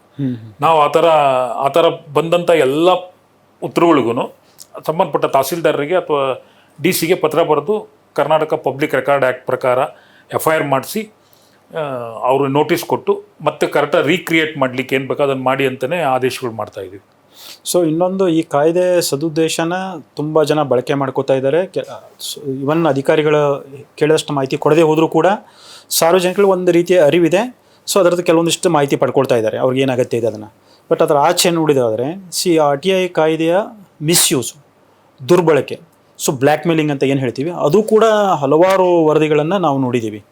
ಸೊ ಅದಕ್ಕೆ ಕಡಿವಾಣ ಹಾಕೋ ರೀತಿಯಲ್ಲಿ ನೀವು ಅಧಿಕಾರಕ್ಕೆ ವಹಿಸ್ಕೊಂಡ ನಂತರ ಏನಾದರೂ ಹೊಸದಾಗಿ ಅಂತಂದರೆ ಇರೋ ಕಾಯ್ದೆಯಲ್ಲಿ ಅದನ್ನು ಕಡಿವಾಣ ಹಾಕ್ಲಿಕ್ಕೆ ಏನಾದ್ರು ಅವಕಾಶಗಳಿದಾವ, ಅಥವಾ ನೀವೇನು ಮಾಡ್ತಾ ಇದ್ದೀರಿ ಅಂತ? ಇಲ್ಲ ಆ ಥರದ್ದೇನಿಲ್ಲ. ನಾವು ಫಸ್ಟ್ ಹೇಳೋದು ಮಾಹಿತಿ ಕೊಟ್ಬಿಡಿ ಅಂತೇಳಿ. ಮಾಹಿತಿ ಕೊಟ್ಟರೆ ಅವ್ನು ದುರುಪಯೋಗ ಯಾಕೆ ಮಾಡ್ಕೊಂತಾನೆ, ಅವ್ನು ಬ್ಲ್ಯಾಕ್ ಮೇಲರ್ ಯಾಕೆ ಆಗ್ತಾನೆ. ನಾವು ಫಸ್ಟ್ ಹೇಳೋದು ಮಾಹಿತಿ ಕೊಡಿ, 30 ದಿನದೊಳಗಡೆ ಫಸ್ಟ್ ಮಾಹಿತಿ ಕೊಡಿ. ಇಲ್ಲ ಮಾಹಿತಿ ಅಗಾಧವಾಗಿದೆಯಾ, ಇಷ್ಟು ಪೇಜಸ್ ಇದೆ, ನೀನು ದುಡ್ಡು ಕಟ್ಬಿಟ್ಟು ತಗೋ ಅಂತ ಅವ್ನಿಗೆ 30 ದಿನದೊಳಗಡೆ ಮಾಹಿತಿ ಕೊಡಿ. ಯಾಕಂದರೆ ಕಾಯ್ದೆನಲ್ಲಿ ಅವನು ಅರ್ಜಿ ಇಷ್ಟೇ ಹಾಕಬೇಕು ಇಷ್ಟೇ ಹಾಕಬಾರ್ದು ಅಂತೇನಿಲ್ಲ. ಹೌದು. ಬಟ್ ಬೇರೆ ಪ್ರಕರಣದಲ್ಲಿ ಕೋರ್ಟ್ ಅದು ಕೇಂದ್ರ ಮಾಹಿತಿ ಆಯೋಗ ನಿಷೇಧ ಮಾಡಿರೋಂಥ ಒಂದು ಉದಾಹರಣೆ ಇದೆ. ಗುಜರಾತ್ಗೆ ಸಂಬಂಧಪಟ್ಟಂಗೆ ಒಂದೇ ಕುಟುಂಬದವರು 7,000 ಚಿಲ್ಲರೆ ಅಪ್ಲಿಕೇಶನ್ ಹಾಕಿದ್ರು ಅನ್ನೋ ಕಾರಣಕ್ಕೆ ಅವ್ರಿಗೆ 6 ಮಾತ್ರ ಹಾಕಬೇಕು ಅಂತೇಳ್ಬಿಟ್ಟು ಅವ್ರಿಗೆ ಅದೊಂದು ಪ್ರಕರಣದಲ್ಲಿದೆ. ಅದು ಬಿಟ್ಟರೆ ನಿಮಗೆ ಆ್ಯಕ್ಟಲ್ಲಿ ಎಲ್ಲೂ ಆ ಥರ ಇಲ್ಲ. ಒಂದು ಪರ್ಟಿಕ್ಯುಲರ್ ಭೌಗೋಳಿಕವಾಗಿಯೂ ರಿಸ್ಟ್ರಿಕ್ಷನ್ ಇಲ್ಲ ಅಂದ್ಕೊಂಡಿದ್ದೀನಿ ನಾನು RTI ಕಾಯ್ದೆ ಹಾಕ್ಲಿಕ್ಕೆ. ಹೀಗಾಗಿ ಯಾವುದೇ ಒಬ್ಬ RTI ಕಾರ್ಯಕರ್ತ ಆಗಿರ್ಬೋದು, ಸಾಮಾನ್ಯ ವ್ಯಕ್ತಿ ಆಗಿರ್ಬೇಕು, ಅವನು ಎಲ್ಲೋ ಮೈಸೂರಲ್ಲೋ ಇನ್ನೊಂದು ಯಾವುದೋ ಕಲಬುರಗಿಯಲ್ಲೇ ಇರ್ತಾನೆ, ಅವನಿಗೆ ಕೇಳೋದಿಲ್ಲ ಯಾವುದೋ ಒಂದು ಬೆಂಗಳೂರದ ಒಂದು ಬಡಾವಣೆಗೆ ಸಂಬಂಧಪಟ್ಟಂಗೆ RTI ಹಾಕ್ತಾನೆ. ಸಾರ್ವಜನಿಕ ಹಿತಾಸಕ್ತಿ ಅದರಲ್ಲಿ ಎಷ್ಟಿದೆ ಅಂತಾನು. ಸೊ ಇಂಥ ಕೇಸ್ ಬಂದಾಗ ಏನು ಮಾಡ್ತೀರಾ ಅಂತ ನೀವು? ಸಾರ್ವಜನಿಕ ಹಿತಾಸಕ್ತಿ ಏನಿದೆ ಇದರಲ್ಲಿ? ಆಮೇಲೆ 100 ಅರ್ಜಿ 1000 ಅರ್ಜಿ ಒಬ್ಬನೇ ವ್ಯಕ್ತಿ ಆಗ್ತಾರೆ. ಇದರಲ್ಲಿ ಸಾರ್ವಜನಿಕ ಹಿತಾಸಕ್ತಿ ಏನು ಕಾಪಾಡ್ತಿದ್ದಾರೆ ಇದರಿಂದ? ಅದೇ ಅವಾಗಲೇ ಹೇಳ್ತಾರೆ ನಮಗೆ CBSE ವರ್ಸಸ್ ಬಂಡೋಪಾಧ್ಯಾಯ ಕೇಸ್ ಅಂತೇಳಿ. ಆ ಕೇಸಲ್ಲಿ ಈ ಥರ ತುಂಬ ರೆಫರೆನ್ಸಸ್ ಬಂದಿರೋದು. ನಿಮಗೆ ದೈನಂದಿನ ಆಡಳಿತಕ್ಕೆ ಕೆಲಸಕ್ಕೆ ತೊಂದರೆ ಆಗ್ತಿದ್ರೆ ಮಾಹಿತಿ ಕೊಡೋ ಅವಶ್ಯಕತೆ ಇಲ್ಲ ಅಂತದೆ. ಕ್ರೋಢೀಕರಿಸಿದ ಮಾಹಿತಿ ಕ್ರೋಢೀಕರಿಸಿ ಕೊಡಬೇಕಾಗಿಲ್ಲ ಅಂತದೆ. ಈ ಥರ ತುಂಬ ವಿಷಯಗಳು ಅದರಲ್ಲಿ ತಿಳಿಸಿದ್ದಾರೆ. ಸೊ 1000 ಅರ್ಜಿ ಒಬ್ಬನೇ ಹಾಕಿದಾಗ ಅದರಲ್ಲಿ ನಾವು ಯೋಚನೆ ಮಾಡೋಕೆ ಸಾರ್ವಜನಿಕ ಹಿತಾಸಕ್ತಿ ಅಂತ. ನಮ್ಮಲ್ಲಿ 1-2-3 ಕೇಸ್ ಆಗ್ತದೆ. ಎಲ್ಲ ಗ್ರಾಮ ಪಂಚಾಯತಿಗಳಿಗೂ ಒಬ್ಬ ವ್ಯಕ್ತಿ, ಎಲ್ಲ ಕರ್ನಾಟಕದಲ್ಲಿ ಎಷ್ಟು ಗ್ರಾಮ ಪಂಚಾಯತಿ ಇದೆ 1000, ಅದಕ್ಕೆಲ್ಲಾನು ಒಂದೇ ಅರ್ಜಿ. ಗ್ರಾಮ ಪಂಚಾಯತ್ ಹೆಸರು ಚೇಂಜ್, ಅಡ್ರೆಸ್ ಚೇಂಜ್ ಬಿಟ್ರೆ ಅವ್ನು ಕೇಳಿರೋ ವಿಷಯ ಒಂದೇ ಇದೆ. ಹ್ಮ್ ಹ್ಮ್ ಸೊ ಅಲ್ಲಿ ನಮ್ಗೆ ಅಲ್ಲಿ ಸ್ವಲ್ಪ ಸಾರ್ವಜನಿಕ doubt. ಹಿತಾಸಕ್ತಿ ಏನಿಲ್ಲ ಅದ್ರಲ್ಲಿ ಅಂತ ಗೊತ್ತಾಗುತ್ತೆ, ಅದು ಕ್ಲಿಯರ್ ಆಗಿ ಗೊತ್ತಾಗುತ್ತೆ. ಅದೇ ತರ ಇನ್ನೊಂದು ಅವನ್ನ ನೀವು ಆಟೋಮೆಟಿಕ್ ರಿಜೆಕ್ಟ್ ಮಾಡಿ ಬಿಸಾಡ್ತೀರಾ? ರಿಜೆಕ್ಟ್ ಮಾಡೋದಿಲ್ಲ ನಾವು. ಅವ್ರಿಗೆ ಅಕಸ್ಮಾತ್ ವಿಚಾರಣೆಗೆ ಬಂದ್ರೆ ನಾವು ತಿಳಿಸ್ಬಿಟ್ಟು ಹೇಳಪ್ಪ ನಿಂಗೆ ಸಾರ್ವಜನಿಕ ಹಿತಾಸಕ್ತಿ ತೋರಿಸು ನಮ್ಗೆ ಇದರಲ್ಲಿ ಅಂತ ಹೇಳಿ. ಸೊ ಅವರು ಬರ್ತಾನೂ ಇರಲಿಲ್ಲ. ಹ್ಮ್ ಸೊ ಇದ್ರಲ್ಲಿ ಏನ್ ಗೊತ್ತಾಗುತ್ತೆ, ಅವ್ರಿಗೆ ಆಸಕ್ತಿ ಇದೆ. ಮಾಹಿತಿ ತಗೊಳ್ಳೋದ್ರಲ್ಲಿ ಆಸಕ್ತಿ ಇಲ್ಲ, ಬೇರೆ ಏನೋ ಆಸಕ್ತಿ ಇದೆ ಅವ್ರಿಗೆ ಅಂತ ಗೊತ್ತಾಗುತ್ತೆ. ಆಮೇಲೆ ತಾವ್ ಹೇಳಿದ್ರಿ ಮಿಸ್ಯೂಸ್ ಅಬ್ಯೂಸ್ ಆಗುತ್ತೆ. ಯಾವುದೇ ಒಂದು ಆಕ್ಟ್ ಮಾಡಿದಾಗ ಅದರಲ್ಲಿ ಪ್ಲಸ್ ಮೈನಸ್ ಇರ್ತದೆ. ಸೊ ಪ್ಲಸ್ಗಳನ್ನ ಯೂಸ್ ಮಾಡ್ಕೊಳ್ಳೋದು ಸದ್ಬಳಕೆ ಅಂತ, ನಾವು ಮೈನಸ್ ದುರ್ಬಳಕೆ ಅಂತ ಹೇಳ್ಕೊಂತಾರೆ. ದುರ್ಬಳಕೆ ಯಾಕಾಗುತ್ತೆ ಅಂದ್ರೆ ಮಾಹಿತಿ ಕೊಡದೇ ಇದ್ದಾಗ ದುರ್ಬಳಕೆ ಇರುತ್ತೆ. ನಮ್ಗೆ ಅಧಿಕಾರಿಗಳು ತುಂಬಾ ಕಡೆ ಇಲ್ಲದೆ ಸೊ ಬ್ಲಾಕ್ ಮೇಲ್ ಮಾಡ್ತಾರೆ, ಎಕ್ಸ್ಟೋರ್ಷನ್ ಮಾಡ್ತಾರೆ. ಯಾಕೆ ಎಕ್ಸ್ಟೋರ್ಷನ್ ಮಾಡ್ತಾರೆ, ಬ್ಲಾಕ್ ಮೇಲ್ ಮಾಡ್ತಾರೆ? ನಾನು ಹೇಳೋದು ಅವ್ರಿಗೆ, ನೀವು ಮಾಹಿತಿ ಕೊಟ್ರೆ ಅವ್ರು ಬ್ಲಾಕ್ ಮೇಲ್ ಮಾಡಕ್ಕೆ ಏನಿದೆ, ಮಾಹಿತಿ ಕೊಟ್ಬಿಡಿ. ನೀವು ಮಾಹಿತಿ ಯಾವಾಗ ಕೊಡೋದಿಲ್ಲ, ಬನ್ನಿ ಸಾಯಂಕಾಲ ಬನ್ನಿ ಮಾತಾಡೋಣ, ಬೆಳಗ್ಗೆ ಬನ್ನಿ, ಅಲ್ಲಿ ಬನ್ನಿ, ಇಲ್ಲಿ ಬನ್ನಿ ಅಂತ ಕರೆದಾಗ ನಿಮ್ದೇನೋ ಒಂದು ವ್ಯವಹಾರ ಇರ್ತದೆ, ನಿಮ್ದೇನೋ ಹಿತಾಸಕ್ತಿ ಇರುತ್ತೆ, ನೀವು ಮಾಹಿತಿ ಕೊಟ್ಟಿರಲ್ಲ, ಅದಕ್ಕೆ ಬ್ಲಾಕ್ ಮೇಲರ್ ಉಟ್ಕೊಳ್ತಾರೆ. ಸೊ ಬ್ಲಾಕ್ ಮೇಲರ್ ಹುಟ್ಟಾಕದೆ ಅಧಿಕಾರಿಗಳು ಅಂತ ನನ್ನ ಅಭಿಪ್ರಾಯ. ನಾನು ಇದಕ್ಕೆ ಪೂರಕವಾಗಿ ಇನ್ನೊಂದಷ್ಟು ಹೇಳಬೇಕು ಅಂತಂದರೆ, ಒಂದು ಒಂದು ಟೀಮ್ ಇದೆ, ಅವರೊಂದು ಪತ್ರಿಕೆ ಇದೆ ಅಂತ ಹೇಳ್ಬಿಟ್ಟು ಪತ್ರಿಕೆಯಲ್ಲಿ ಗ್ರಾಮ ಪಂಚಾಯತಿಗೆ ಸಂಬಂಧಪಟ್ಟಿದ್ದ ಜಾಹೀರಾತನ್ನು ಹಾಕೊಂಡ್ಬಿಡ್ತಾರೆ. ಆಮೇಲೆ ತಗೊಂಡೋಗಿ ಬಿಲ್ ಕೊಡ್ತಾರೆ. ಆರೋನೇ ರಿಲೀಸ್ ಆಗಿರೋದು, ಆವಾಗ ಅರ್ಜಿ ಹಾಕ್ತಾರೆ. ಯಾಕೆಂತಂದರೆ ನನ್ನ ಹತ್ರ ಒಂದಿನ ಭದ್ರಾವತಿ ತಾಲೂಕಿನ ಒಂದು 18 ಜನ ಪಿ ಡಿ ಒಗಳು ಬಂದರು. ಇಲ್ಲ ಸರ್, ನಮಗೆಲ್ಲ ಈ ಥರ ಪೇಪರ್ಲ್ಲಿ ಅಡ್ವರ್ಟೈಸ್ಮೆಂಟ್ ಹಾಕಿದ್ವಿ, ದುಡ್ಡು ಕೊಡಿ ಅಂತ ಬಂದರು. ನಾವು ದುಡ್ಡು ಕೊಡೋಕ್ಕಾಗಲ್ಲ ಅಂದಿದ್ದಕ್ಕೆ ಈ ಥರ ಅರ್ಜಿಗಳು ಹಾಕಿದ್ದಾರೆ ಅಂತೇಳಿ ಆ ಥರ ದುರುಪಯೋಗ ಮಾಡ್ಕೊಂಡವ್ರು ಇದ್ದಾರೆ. ಇನ್ನೂ ಒಂದು ದುರುಪಯೋಗ ಆಗೋಂಥದ್ದು, ಈ BPL ಕಾರ್ಡ್ ಅಥವಾ ಹೋಲ್ಡರ್ಗೆ, BPLಗೆ ಕಾರ್ಡ್ ಹೋಲ್ಡರ್, BPL ಇರೋಂಥವನಿಗೆ ಮೊದಲ 100 ಪುಟಗಳು ಉಚಿತವಾಗಿ ಕೊಡಬೇಕು ಅಂತಿದೆ. ಅವನು BPL ಕಾರ್ಡು ಮತ್ತು ಇನ್ಕಮ್ ಸರ್ಟಿಫಿಕೇಟ್ ಎರಡನ್ನೂ ಹಾಕಬೇಕು. ಅದು ಕೂಡ ದುರುಪಯೋಗ ಆಗ್ತಾ ಇದೆ. ಅವನು ಇನ್ಕಮ್ ಸರ್ಟಿಫಿಕೇಟ್ ಮಾಡಿಸ್ಕೊಂಡಿರ್ತಾರೆ, ಅದು ಜಿನೈನೋ ಅಲ್ಲೋ ಗೊತ್ತಿಲ್ಲ. ನಾವು ಸುಮಾರು ಇನ್ಕಮ್ ಸರ್ಟಿಫಿಕೇಟ್ಗಳ ಬಗ್ಗೆ ತನಿಖೆ ಮಾಡಿ ಇದು ನಮ್ಗೆ ಅನುಮಾನ ಇದೆ ಅಂತ DC ಗಳಿಗೆ ಕಳಿಸಿದ್ದೀವಿ. ಯಾಕೆ ಇದನ್ನು ಹೇಳ್ತೀನಿ ಅಂತಂದರೆ, ಒಂದು ಪತ್ರಿಕೆ ನಡೆಸ್ತೀನಿ ಅಂತೇಳಿ ಅವನ ಸಂಪಾದಕ ನನ್ನ ಪತ್ರಿಕೆ ಇದೆ ಅಂತ ಬಂದರು. ಅದು 12 ಪುಟದ ಪೇಪರ್ ತರ್ತಿದ್ದೀನಿ ನಾನು, ಮಂತ್ಲಿ ಮ್ಯಾಗ್ಝೈನು ಅಂತೇಳಿ. ಮಂತ್ಲಿ ಒಂದು ಜಾಹೀರಾತಿಲ್ಲ ಅದಲ್ಲಿ, ಒಂದು ಪುಟದಲ್ಲಿ. ಅವ್ನಿಗೆ ಪೇಪರ್ ತರ್ತಾ ಇದ್ದಾನೆ, ಇವತ್ತಿನ ಪೇಪರ್ ರೇಟ್ ಎಷ್ಟಿದೆ, ಇಂಕ್ ರೇಟ್ ಎಷ್ಟಿದೆ, ಪೇಪರ್ ತರ್ತಿದ್ದೀನಿ ನಾನು ಅಂತಾನೆ. ಇನ್ಕಮ್ ಸರ್ಟಿಫಿಕೇಟ್ ಹಾಕಿದ್ದೀನಿ ಅಂತೇಳಿ. ಆಯ್ತಪ್ಪ ಕೊಡು ನೀನು ಇನ್ಕಮ್ ಸರ್ಟಿಫಿಕೇಟ್ನ, ನಾನು DC ಬರಿತೀನಿ ಅಂತಂದ್ರೆ, ಬೇಡ ಸರ್ ನಾನು ದುಡ್ಡು ಕೊಟ್ಟು ಮಾಹಿತಿ ತಗೊಳ್ತೀನಿ ಅಂತ. ಈ ಥರ ದುರುಪಯೋಗಗಳು ಆಗ್ತಾಯಿದೆ. ಸರ್, ಇನ್ನೊಂದೇನೆಂದರೆ, ಈ ಕಾಯ್ದೆಗೆ 20 ವರ್ಷ ಆಗಿದೆ. ಸೊ ಈ ಕಾಯ್ದೆಯ ವ್ಯಾಪ್ತಿಯನ್ನು ಇನ್ನಷ್ಟು ವಿಸ್ತರಿಸಬೇಕು ಅಂತ ಒಂದು ಮಾತು ಅಥವಾ ಒಂದು ಡಿಬೇಟು ನಡೀತಾನೆ ಇರುತ್ತೆ ಸಮಾಜದಲ್ಲಿ. ಸೊ ಯಾಕಂತಂದರೆ, ಕೆಲವೊಂದು ಸರ್ಕಾರಿ ಸಂಸ್ಥೆಗಳು, ಸರ್ಕಾರದಿಂದ ಅನುದಾನ ಪಡೆದಿರುವಂಥ ಸಂಸ್ಥೆಗಳು ಆಲ್ರೆಡಿ ಇದರ ವ್ಯಾಪ್ತಿಯಲ್ಲಿದ್ದಾವೆ. ಅವ್ರ ಮಾಹಿತಿ ಎಷ್ಟು ಕೊಡ್ತಾರೋ ಬಿಡ್ತಾರೋ ಅದು ಸೆಕೆಂಡರಿ. ಬಟ್ಟು ಸುಮಾರು ಖಾಸಗಿ ಸಂಸ್ಥೆಗಳು ಕೂಡ ಸರ್ಕಾರದಿಂದ ಬೇರೆ ಬೇರೆ ರೀತಿಯಲ್ಲಿ ಅನುದಾನಗಳನ್ನು ಪಡಿತವೆ. ಸೊ ಆದರೂ ಕೂಡ ಅವು RTI ವ್ಯಾಪ್ತಿಗೆ ಬರಲ್ಲ. ಅವ್ರಿಗೆ ಉತ್ತರದಾಯಿತ್ವ ಇಲ್ವಾ? ಸೊ ಹೀಗಾಗಿ ಈ ಒಂದು ಏನು 20 ವರ್ಷ ತುಂಬ್ತಾ ಇದೆ, ಈ ಒಂದು ಸಂದರ್ಭದಲ್ಲಿ ಒಟ್ಟಾರೆಯಾಗಿ ನಾವು ನೋಡೋದಾದರೆ ಇದರ ಕೆಲವೊಂದಿಷ್ಟು ತಿದ್ದುಪಡಿಗಳು ಅಗತ್ಯ ಇದೆ ಅನ್ಸುತ್ತಾ? ಅಂದರೆ ಯಾರನ್ನೆಲ್ಲ ತರ್ಬೋದು? ಆಲ್ರೆಡಿ ಅದಕ್ಕೊಂದು ಕೇಸ್ ಇದೆ. DAV ಎಜುಕೇಶನ್ ಟ್ರಸ್ಟ್ ಮತ್ತು public department of public education, government of Haryana ಅವ್ರದ್ದು ಒಂದು ಕೇಸ್ ಇದೆ. ಇದು again landmark judgment, milestone judgment ಅಂತ ಹೇಳ್ಬೋದು. ಅದರಲ್ಲಿ ಏನಂದರೆ ಸಬ್ಸ್ಟ್ಯಾನ್ಷಿಯಲ್ ಕಾಂಟ್ರಿಬ್ಯೂಷನ್ ಅಂತ ಹೇಳ್ತಾರೆ. ಸಬ್ಸ್ಟ್ಯಾನ್ಷಿಯಲ್ ಕಾಂಟ್ರಿಬ್ಯೂಷನ್ ಅಂದರೆ 100 ರೂಪೀಸ್ ಇದ್ದರೆ 90 ರೂಪೀಸ್ ಗೌರ್ಮೆಂಟ್ ಕೊಟ್ಟಿರ್ಬೇಕು ಅಂತಲ್ಲ. 10 ರೂಪೀಸ್ ಕೊಟ್ಟರು, 10 ರೂಪೀಸ್ ಗೌರ್ಮೆಂಟ್ ಕೊಟ್ಟಿಲ್ಲ ಅಂದ್ರೂ ಆ ಸಂಸ್ಥೆ ನಡೆಯೋದಿಲ್ಲ ಅಂದರೆ ಅದು ಸಬ್ಸ್ಟ್ಯಾನ್ಷಿಯಲ್ ಕಾಂಟ್ರಿಬ್ಯೂಷನ್. ಅದು ಲ್ಯಾಂಡ್ ಇರ್ಬೋದು, ದುಡ್ಡು ಇರ್ಬೋದು, ಬೇರೆ ರೀತಿಯ ನೆರವು ಇರ್ಬೋದು. ಇತ್ತೀಚೆಗೆ ನಮ್ಮ ಕಮಿಷನ್ ಇಂದಾನೆ 2-3 ಥರದ ಮೈಸೂರದ್ದು ಒಂದು ವಿದ್ಯಾವರ್ಧಕ ಸಂಘ ಮೈಸೂರು, ಸೆಂಚುರಿ ಕ್ಲಬ್, ಆಮೇಲೆ ಒಂದು KGA Karnataka golf association, Marimallappa high school, ನಿರ್ಮಿತಿ ಕೇಂದ್ರ, ಮರಿಮಲ್ಲಪ್ಪ ಹೈಸ್ಕೂಲು, ಇವೆಲ್ಲನೂ ಕೋರ್ಟಲ್ಲಿ ಅಪೀಲ್ ಮಾಡಿದ್ದಾರೆ. ಹೈಕೋರ್ಟಲ್ಲಿ ಕಮಿಷನ್ನ ಡಿಸಿಷನ್ಸ್ನ ಅಪೀಲ್ ಮಾಡಿ ಇವೆಲ್ಲ ಸಾರ್ವಜನಿಕ ಸಂಸ್ಥೆಗಳು ಅಂದರೆ ಹೇಳಿದ್ದಾರೆ. ಯಾಕಂದರೆ ಈ ಎಲ್ಲ ಕ್ಲಬ್ಗಳಿಗೆ ಜಾಗ ಕೊಟ್ಟಿದ್ದು ಗೌರ್ಮೆಂಟ್ ಅವರು, ಸಾವಿರಾರು ಕೋಟಿ ಹೊತ್ತು. ಹೌದು, ಅದು ಸಬ್ಸ್ಟ್ಯಾನ್ಷಿಯಲ್. ಆ ಜಾಗನೇ ಇಲ್ಲ ಅಂದರೆ ಸಂಸ್ಥೆ ಸಾಧ್ಯನೇ ಇಲ್ಲ.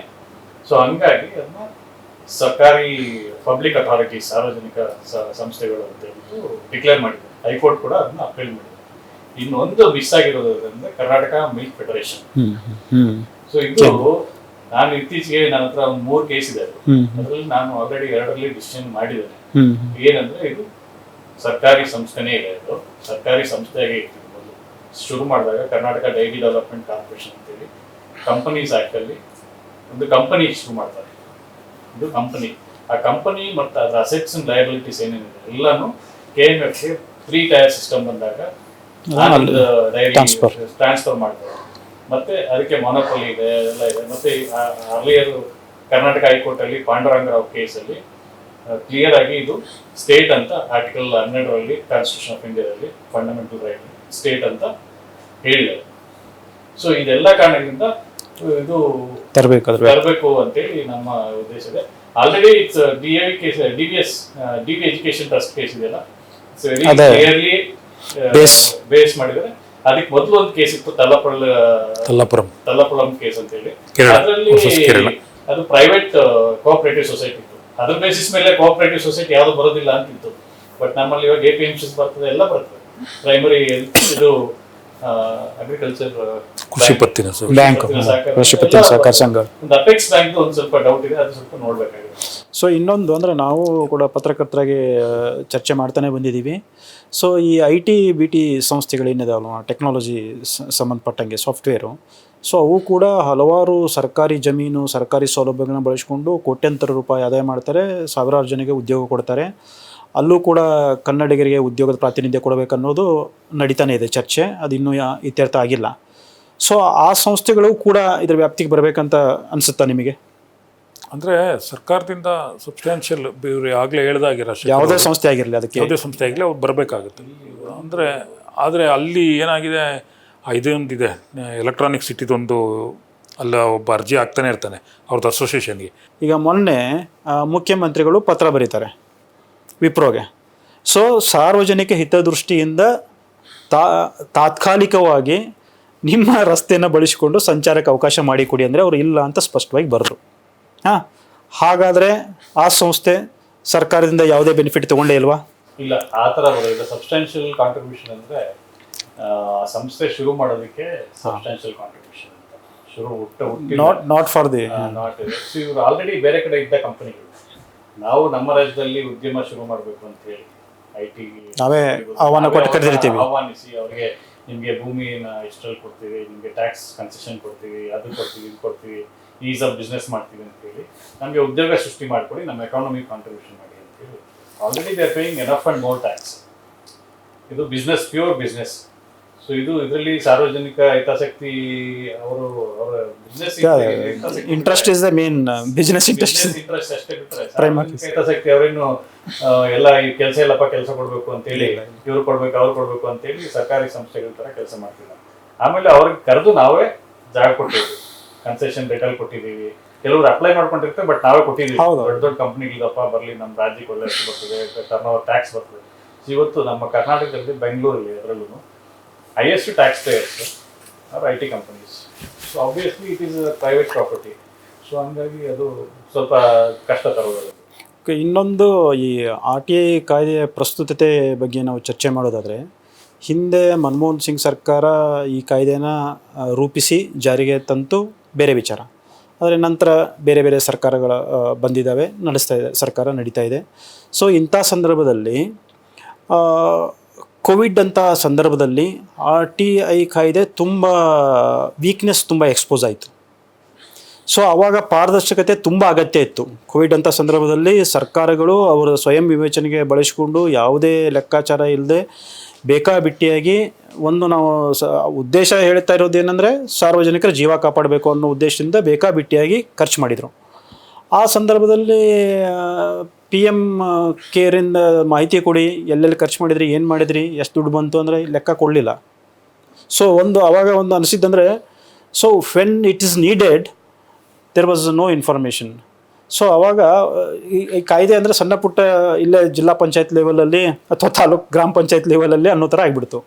ಈ ಬಗ್ಗೆ ನಾನು ಕೇಳ್ತಾ ಇರೋದು, ನಿಮ್ಮ ಆಯುಕ್ತರಾಗಿ ನಿಮ್ಮದು ಅಭಿಪ್ರಾಯ ಏನೇ ಇರ್ಬೋದು, ಒಬ್ಬ ಸಾಮಾನ್ಯ ಹಿಂದೆ ಪತ್ರಕರ್ತರಾಗಿರೋ ಕಾರಣಕ್ಕೆ ಅಭಿಪ್ರಾಯ ಏನು ಅನಿಸುತ್ತೆ?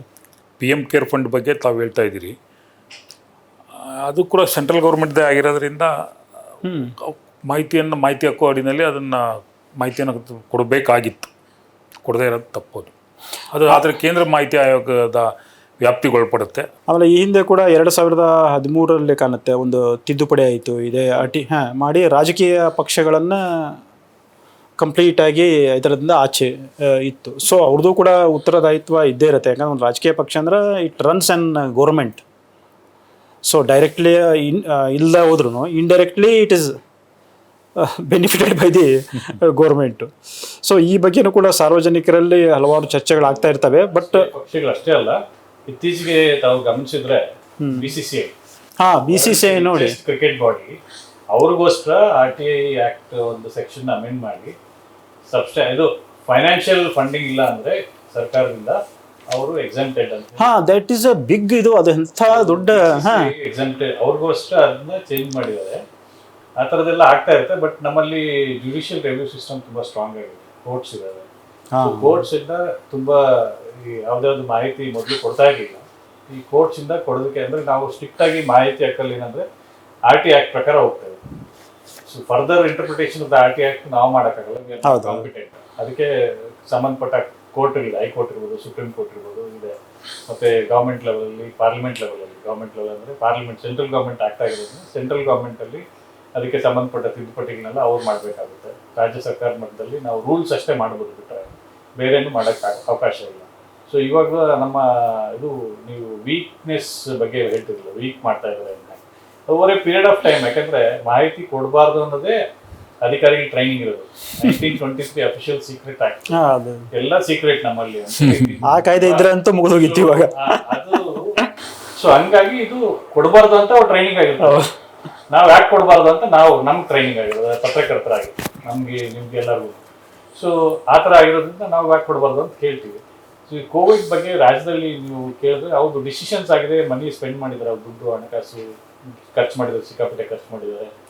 ಅದರಿಂದ ಒಳ್ಳೇದಾಗಿದೋ ಕೆಟ್ಟದಾಗಿದೋ ನಮ್ಗೆ ಗೊತ್ತಿಲ್ಲ, ಬಟ್ ಖರ್ಚು ಮಾಡಿರೋದಂತೂ ನಿಜ. ಬಟ್ ಇವಾಗ ಅದನ್ನ ಕ್ವಶನ್ ಕೇಳ್ತಾ ಇದ್ದಾರೆ, ಬರ್ತಾ ಇದ್ದಾವೆ, ನಮ್ಮಲ್ಲಿ ಬರ್ತಾ ಇದೆ, ನಮ್ಮಲ್ಲಿ ಮಾಹಿತಿ ಕೊಡ್ತಾ ಇದೆ. ನಮ್ಮಲ್ಲಿ ಕೋವಿಡ್ ಖರ್ಚು ಎಷ್ಟಾಗಿದೆ, ಏನಾಗಿದೆ ಅನ್ನೋದ್ರ ಬಗ್ಗೆ ಅವಾಗ ರೂಲ್ಸ್ ಎಲ್ಲ ಬ್ರೇಕ್ ಮಾಡಿದ್ರು. ಯಾಕಂದ್ರೆ ಟೈಮ್ ಹಂಗಿತ್ತು, ಅವಾಗ ಜೀವ ಉಳಿಸ್ಕೊಳ್ಳೋದು ದೊಡ್ಡ ಕೆಲಸ ಆಗಿತ್ತು. ಸೊ ರೂಲ್ಸ್ ಫಾಲೋ ಮಾಡೋದಕ್ಕೆ ಬೇಡ ಅಂತೇಳಿ ಅನಿವಾರ್ಯ ಕಾರಣಗಳಿಂದ ಅವಾಗ ರೂಲ್ಸ್ ಎಲ್ಲ ಚೇಂಜ್ ಮಾಡಿದ್ರು, ಅದೆಲ್ಲ ಆಯ್ತು. ಇವಾಗ ಮಾಹಿತಿ ಕೇಳ್ತಾ ಇದ್ದಾರೆ, ಪಡ್ಕೊಳ್ತಾ ಇದ್ದಾರೆ ಮಾಹಿತಿ. ಒಟ್ಟಾರೆಯಾಗಿ ನೋಡಿದ್ರೆ ಒಂದಿಷ್ಟು ಓವರಾಲ್ ಬದಲಾವಣೆಗಳು ಬೇಕನ್ಸುತ್ತಲ್ವಾ? ಅಥವಾ ಈಗಿರೋದು sufficient, let's run like this? ಇಲ್ಲ, ಬೇಕಾಗುತ್ತೆ, ಬದಲಾವಣೆಗಳು ಬೇಕು. ಯಾಕಂದ್ರೆ ನಾವು ಎಷ್ಟೋ ಹೇಳಿದ್ರು ಕೂಡ ಭ್ರಷ್ಟಾಚಾರದಲ್ಲಿ ನಾವೇ ಮುಂದಿದ್ದೀವಿ. ಸೊ ಇಂಥ ಸಂದರ್ಭದಲ್ಲಿ ಈ ಕಾಯ್ದೆಗೆ ಇನ್ನಷ್ಟು ಬಲಪಡಿಸಬೇಕು. ಆಮೇಲೆ ಫಸ್ಟ್ ಇರೋದೇ ಪಾರದರ್ಶಕತೆ ಅಂದ ತಕ್ಷಣ ಭ್ರಷ್ಟಾಚಾರ ಕಡಿವಾಣ. ಸೊ ನೀವು ಯಾವಾಗ ಪಾರದರ್ಶಕವಾಗಿರ್ತೀರಿ, ಭ್ರಷ್ಟಾಚಾರ ಅನ್ನೋದು ಬರೋದೇ ಇಲ್ಲ. ನೀವೇನು ಕೇಳ್ತೀರಿ ಅದು ಕೊಡ್ತಾ ಇರ್ತೀರ ಮಾಹಿತಿ. ಸೊ ಅಂಥದ್ದು ಇದ್ದಾಗ ಈ 20 yearsಲ್ಲಿ ಏನೋ ಒಂದು ಬದಲಾವಣೆ ಆಗಬೇಕು. ಈ ಬಗ್ಗೆ ಚರ್ಚೆ ಏನಾರು ಆಗ್ತಾ ಇದೆ ನಿಮ್ಮ ಅಂದ್ರೆ ನ್ಯಾಷನಲ್ ಲೆವೆಲಲ್ಲಿ ಆಗಿರ್ಬೋದು, ರಾಜ್ಯ ಲೆವೆಲಲ್ಲಿ? ಈಗ ನೋಡಿ, ಅದು ಕಾಯ್ದೆ ಸಮರ್ಥವಾಗಿ ಜಾರಿಗೆ ಆಗಬೇಕು ಅಂತ ಅನ್ನೋ ಕಾರಣಕ್ಕೋಸ್ಕರನೇ ಈ ಮಾಹಿತಿ ಕೊಡದಿರೋಂಥ ಅಧಿಕಾರಿಗಳಿಗೆ ನಾವು ದಂಡವನ್ನೆಲ್ಲ ವಿಧಿಸ್ತಾ ಇದ್ದೀವಿ. ಕಳೆದ 20 ವರ್ಷದಲ್ಲಿ ಕರ್ನಾಟಕದಲ್ಲೇ ಒಂದು 10,702 ಜನಕ್ಕೆ 10,09,00,000 ರೂಪಾಯಿ ದಂಡ ಹಾಕಿದೆ. ಅದ್ರಲ್ಲಿ ರಿಕವರಿ ಆಗಿರೋದು ಭಾಳ ಕಡಿಮೆ, 3,084 ಜನ ಮಾತ್ರ 2.70 ಕೋಟಿ ರೂಪಾಯಿ ಪಾವತಿ ಮಾಡಿದ್ದಾರೆ. ಅಷ್ಟು ಕಾಯ್ದೆ ಬಲವಾಗಿದೆ. ಅವ್ರಿಗೆ ದಂಡ ಹಾಕ್ತಾರೆ, ಶಿಸ್ತು ಕ್ರಮಕ್ಕೆ ಬರೀತಾರೆ. ಆದರೆ ಅಧಿಕಾರಿಗಳಲ್ಲಿ ಇನ್ನೂ ಸ್ವಲ್ಪ ಅದ್ರ ಬಗ್ಗೆ ಅವೇರ್ನೆಸ್ ಬೇಕಾಗಿದೆ. ಇನ್ನೂ ಅವರು ಕಾಯ್ದೆನ ಓದ್ಕೊಂಡು ಮಾಡ್ಕೋಬೇಕು. ಅದ್ರ ಜೊತೆಗೆ ನಮ್ಮ ಆಯೋಗದಲ್ಲೂ ಕೂಡ ಒಂದಷ್ಟು ಬದಲಾವಣೆಗಳು ಬೇಕಾಗುತ್ತೆ. ತಾಂತ್ರಿಕತೆಯನ್ನು ಬಳಸ್ಕೊಳ್ಳೋಂಥದ್ದು, ದ್ವಿತೀಯ ಮೇಲ್ಮನವಿ ಅರ್ಜಿಗಳನ್ನೂ ಕೂಡ ಅವರು ಆನ್ಲೈನ್ ಮೂಲಕ ಸಲ್ಲಿಸೋದು.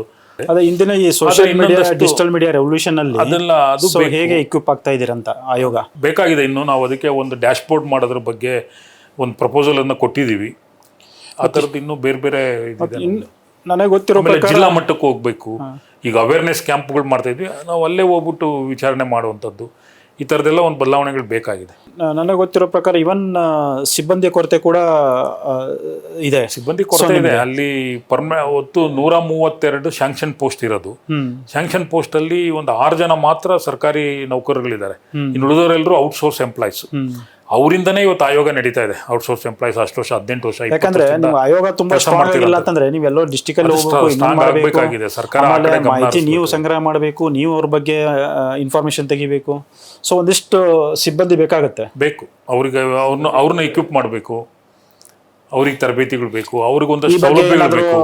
ಮುಖ್ಯಮಂತ್ರಿಗಳಿಗೋ ಅಥವಾ ಚೀಫ್ ಸೆಕ್ರೆಟರಿಗಳಿಗೆ ಏನಾದ್ರು ಮನವಿ ಮಾಡೋರು ಇದ್ರೆ ಅಥವಾ ಮಾಡಿದ್ದೀರಾ? ನಾವು ಮೊನ್ನೆ ಪ್ರಪೋಸಲ್ ಏನು ಕೊಟ್ವಿ ಅಡಿಷನಲ್ ಚೀಫ್ ಸೆಕ್ರೆಟರಿ ಅವರ ಇದಕ್ಕೆ, ರಾಜಶೇಖರ ರಾವ್ ಅವಾಗಲೇ ಹೇಳಿದ್ರು ಬಡ್ತಿಗೆ ಸಂಬಂಧಪಟ್ಟಂಗೆ ಅಂತೇಳಿ.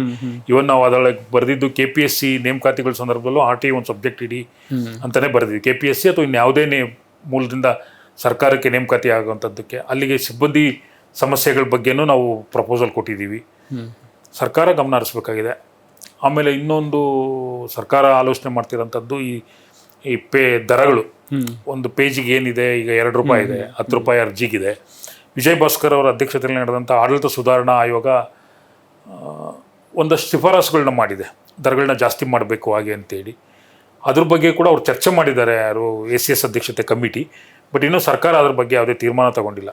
ಅದು ಒಂದು ಸಮಸ್ಯೆನೂ ಇದೆ. ಅದು ರೆವಿನ್ಯೂ ಡಿಪಾರ್ಟ್ಮೆಂಟಲ್ಲಿ ಮತ್ತು ರಿಜಿಸ್ಟ್ರೇಷನ್ ಡಿಪಾರ್ಟ್ಮೆಂಟಲ್ಲಿ ಅವರ ದಾಖಲೆಗಳಿಗೆ ದರ ಜಾಸ್ತಿ ಮಾಡ್ಕೊಂಡಿದ್ದಾರೆ. ಈಗ ಅವರು ಡೌನ್ಲೋಡ್ ಮಾಡಿ ಕೊಡಬೇಕು ಅರ್ಜಿದಾರನಿಗೆ ಮಾಹಿತಿನ ಅಂತಂದರೆ ಆ ದುಡ್ಡು ಕಟ್ಟಬೇಕು. ಕರೆಕ್ಟ್. ಅದು ಆ ಥರದೊಂದು ಗೊಂದಲ ಇದೆ. RTI ಕಾಯ್ದೆ ಬಂದ ಮೇಲೆ ಅದು ಎಲ್ಲವನ್ನೂ ಓವರ್ಟೇಕ್ ಮಾಡುತ್ತೆ.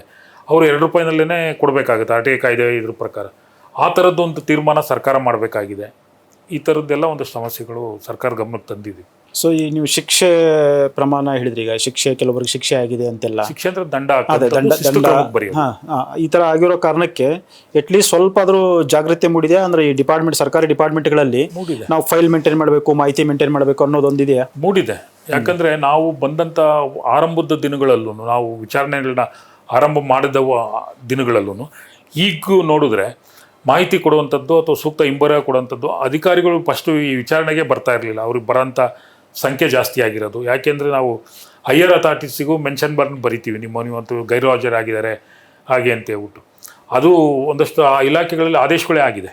ರೆವಿನ್ಯೂ, ಟೂರಿಸಮ್ಮು, ನಗರಾಭಿವೃದ್ಧಿ, ಅರ್ಬನ್ ಡೆವಲಪ್ಮೆಂಟ್, ಇದು ಕಾರ್ಮಿಕ ಇಲಾಖೆ, ಈ ಥರದಲ್ಲಿ ವಿಚಾರಣೆಗೆ ಹಾಜರಾಗಬೇಕು ಮತ್ತು ಮಾಹಿತಿಯನ್ನು ಸೂಕ್ತ ಅವಧಿನಲ್ಲಿ ಸಲ್ಲಿಸಬೇಕು ಅಂತ ಹೇಳ್ಬಿಟ್ಟು ಆದೇಶಗಳಾಗಿದೆ. ಸೊ ನಮ್ಮಲ್ಲಿ ಇನ್ನೂ ಈ ಕಾಯ್ದೆ ಬಗ್ಗೆ ಆಗಿರ್ಬೋದು, ಇನ್ನಿತರ ಕಾಯ್ದೆಗಳ ಬಗ್ಗೆ ಅರಿವಿಲ್ಲದೆ ಇರುವಂಥ ಜನ ತುಂಬ ಜನ ಇದ್ದಾರೆ. ಸೊ ಒಂದು ಅತ್ಯಂತ ಪ್ರಬಲವಾದ ಅಸ್ತ್ರ ಆಗಬೇಕಾಗಿರೋದು ಇದು ಸಾರ್ವಜನಿಕರಿಗೆ ಮಾಹಿತಿ ದೃಷ್ಟಿಯಿಂದ. ಸೊ ಅದು ಇನ್ನೂ ಆಗಿಲ್ಲ. ಈ ನಿಟ್ಟಿನಲ್ಲಿ ಸಾರ್ವಜನಿಕರಲ್ಲಿ ಜಾಗೃತಿ ಮೂಡಿಸುವ ಸಲುವಾಗಿ ಆಯೋಗದಿಂದ ಏನೆಲ್ಲ ಮಾಡ್ತಾ ಇದ್ದೀರಿ? ನಾವು ಅದೇ ಒಂದು ಜಿಲ್ಲಾಡಳಿತ ಭೇಟಿ ಮಾಡ್ತಾ ಇದ್ದೀವಿ.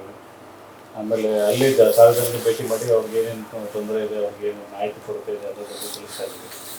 ಇದ್ರ ಬಗ್ಗೆ ನಾವು ಆಯೋಗ ಮಾಡೋದಕ್ಕಿಂತ ಜಾಸ್ತಿ ವಾರ್ತಾ ಇಲಾಖೆಯಿಂದಾಗಲಿ ಇಲ್ಲ DPR ಸಿಬ್ಬಂದಿ ಇಲಾಖೆಯಿಂದಾಗಲಿ ಹೆಚ್ಚು ಪ್ರಚಾರ ಮಾಡಬೇಕಾಗಿದೆ. ಕೆಲವೊಂದು ಕಡೆ ಗ್ರಾಮ ಪಂಚಾಯತಿ ಮಟ್ಟದಲ್ಲಿ ಕೂಡ ಮಾಡಬೇಕಾಗುತ್ತೆ. ಯಾಕಂದರೆ ತುಂಬ ಅರ್ಜಿಗಳು ಬರ್ತಿರೋದೇ RDPR ಮತ್ತು ರೆವಿನ್ಯೂ ಡಿಪಾರ್ಟ್ಮೆಂಟ್ಗೆ ಸಂಬಂಧಪಟ್ಟಂಗೆ, ಈ ಲ್ಯಾಂಡ್ ರೆಕಾರ್ಡ್ಗೆ ಸಂಬಂಧಪಟ್ಟಂಗೆ ತಾಲೂಕು ಆಫೀಸಲ್ಲಿ ಪುಟ್ಟಂಗೆ ಬರ್ತಾ ಇದೆ. ಸೊ ಅಲ್ಲಿ ಕೊರತೆ ಯಾಕೆ ಆಗ್ತಿದೆ ಅಂತ ನಾನು ನಿಮ್ಗೆ ಅವಾಗಲೇ ಹೇಳಿದೆ, ಮಾಹಿತಿ ಅವರು ಡಿಸ್ಪ್ಲೇ ಮಾಡ್ತಾ ಇದ್ದಾರೆ ಸೆಕ್ಷನ್ 41AB ಪ್ರಕಾರ. ಅದು ಮಾಡಿಬಿಟ್ಟಿದ್ರೆ 50% ಅದಕ್ಕಿಂತ ಜಾಸ್ತಿ ಮಾಹಿತಿ ಅರ್ಜಿಗಳೇನಿದೆ ಹೋಗ್ಬಿಡ್ತಿತ್ತು. ಆಮೇಲೆ ಅವಾಗಲೇ ಒಂದು ವೀಕ್ನೆಸ್, ಇದು ರಿಫಾರ್ಮ್ಸ್ ಬಗ್ಗೆ ಕೇಳಿದ್ರು. ರಿಫಾರ್ಮ್ಸ್ ಬಗ್ಗೆ ಹೇಳ್ಬೇಕಂದ್ರೆ 1-2 ಅಂದರೆ ಇಲ್ಲಿ ಇತ್ತೀಚೆಗೆ ಒಂದು ಬ್ಲ್ಯಾಕ್ ಲಿಸ್ಟಿಂಗ್ ಆಗ್ತಾ ಇದೆ, ಇನ್ನೊಂದು ಅರ್ಜಿಗಳನ್ನ ಸೀಮಿತಗೊಳಿಸಬೇಕಂತ. ಎರಡೂ ಸಹ ಆ್ಯಕ್ಟಲ್ಲಿ ಇಲ್ಲ. ಬ್ಲ್ಯಾಕ್ ಲಿಸ್ಟ್ ಮಾಡಬೇಕಾಗಿರೋದು ಅಟ್ ದ ಸೇಮ್ ಟೈಮ್ ದುರ್ಬಳಕೆನೂ ಆಗ್ತಾ ಇದೆ. ಸೊ ಇದು ಎಲ್ಲರೂ ಬ್ಯಾಲೆನ್ಸ್ ಮಾಡಬೇಕಂದ್ರೆ ಕೆಲವೊಂದು ಚೇಂಜಸ್ ಮಾಡಬೇಕಾಗುತ್ತೆ. ಬ್ಲ್ಯಾಕ್ ಲಿಸ್ಟಿಂಗ್ ಮಾಡೋದು ಸೊಲ್ಯೂಷನ್ ಅಲ್ಲ ಅಂತ ನನ್ನ ವೈಯಕ್ತಿಕ ಅಭಿಪ್ರಾಯ. ಯಾಕಂದರೆ ಬ್ಲ್ಯಾಕ್ ಲಿಸ್ಟ್ ಮಾಡಿ ನಿಮಗೆ ಮಾಹಿತಿ ಕೇಳೋ ಅವಕಾಶನೇ ವಂಚನೆ ಮಾಡಿದಾಗ it's a violation of fundamental right. 1976 very landmark judgment, it's called basic feature of the constitution ಅಂತ ಹೇಳ್ತಾರೆ. Rajnarayan versus UP government, state of UP, Uttar Pradesh. ಅದರಲ್ಲಿ ಮಾಹಿತಿ ಈಸ್ ಎ ಫಂಡಮೆಂಟಲ್ ರೈಟ್ ಅಂತ ಹೇಳಿದ್ದಾರೆ. ಅಂದರೆ ನೀವು ಮೂಲಭೂತ ಹಕ್ಕನ್ನ ವಾಪಸ್ ಪಡ್ಕೊಂಡಂಗೆ ಬ್ಲ್ಯಾಕ್ ಲಿಸ್ಟ್ ಮಾಡೋದು. ಸೊ ಅದು ಬ್ಲ್ಯಾಕ್ ಲಿಸ್ಟ್ ಮಾಡೋದು ಸೊಲ್ಯೂಷನ್ ಅಲ್ಲ. ಅಟ್ ದ ಸೇಮ್ ಟೈಮ್ ನಾವು ದುರ್ಬಳಕೆಯನ್ನು ತಡಿಬೇಕಾಗ್ತದೆ. ದುರ್ಬಳಕೆನ ಹೆಂಗೆ ತಡಿಬೇಕು ಅನ್ನೋದನ್ನ ನಾವು ಯೋಚನೆ ಮಾಡಬೇಕಾಗುತ್ತೆ. ಯಾವ ರೀತಿ ಮಾಡಿದ್ರೆ ಹೆಂಗಾಗುತ್ತೆ. ಅದೇ ನೀವು ಈಗ ತಾನೇ ಹೇಳ್ತಾ ಇದ್ರಿ, ಮಾಹಿತಿಗಳನ್ನ ಆಯಾ ಡಿಪಾರ್ಟ್ಮೆಂಟ್ಗಳು ಡಿಸ್ಪ್ಲೇ ಮಾಡಿಬಿಟ್ರೆ ದುರ್ಬಳಕೆ ಮಾಡೋರು ಮಾಡ್ತಾನೆ ಇರ್ತಾರೆ. ದುರ್ಬಳಕೆ ಮಾಡೋರು ಮಾಡ್ತಾನೆ ಇರ್ತಾರೆ.